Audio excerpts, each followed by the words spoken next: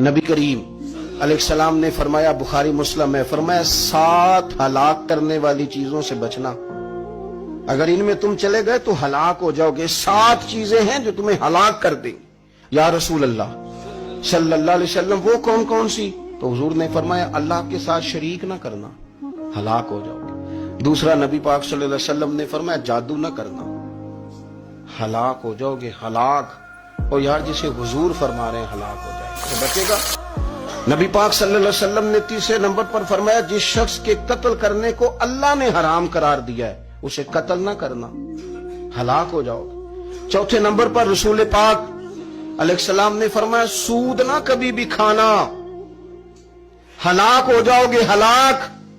بڑی بڑی دلیلیں دی بینک والوں نے، بڑا سمجھایا تو حاجی صاحب مان گئے، محترم مان گئے، کہنے لگے نہیں جی نہیں، وہ کاروبار میں لگاتے ہیں۔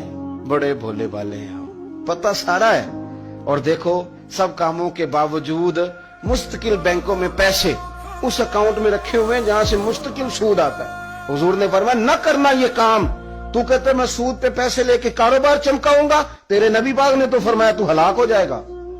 تو کہتا میں میل لگاؤں گا، حضور نے تو فرمایا ہلاکت ہے۔ تو کہتا میں بڑا کچھ کر جاؤں گا تو ہلاکت ہے۔ اچھی طرح سمجھ لیں، اصل مال بھی ضائع ہو جاتا ہے اس بندے کا جو سود کا مال ملا لیتا ہے، اصل برکت بھی اڑ جاتی۔ اور میرے نبی پاک صلی اللہ علیہ وسلم نے 5ویں نمبر پہ فرمایا، یتیم کا مال نہ کھانا، ہلاک ہو جاؤ گے۔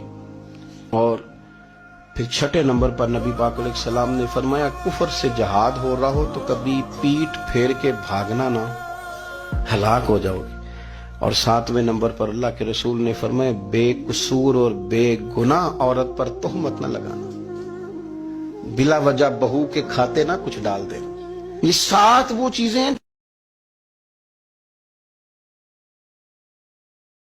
حضور نے فرمایا، غلاموں پتہ ہے سب سے افضل صدقہ کون سا ہے؟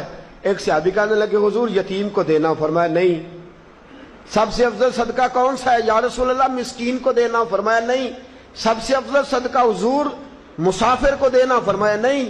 سب سے افضل صدقہ یا رسول اللہ مجاہدین اسلام کو دینا۔ فرمایا نہیں۔ حضور پھر رسول پاک نے فرمایا، تیرا رشتہ دار ہو اور غریب ہو، حقدار ہو، اور اگلے لفظ بڑے عجیب ہیں، تیرا رشتہ دار ہو، غریب ہو اور تجھ سے ناراض ہو، فرمایا کسی بھی طریقے اس کے گھر صدقہ پہنچا دے، سب سے افضل صدقہ کرنے کا ثواب لکھا جائے گا۔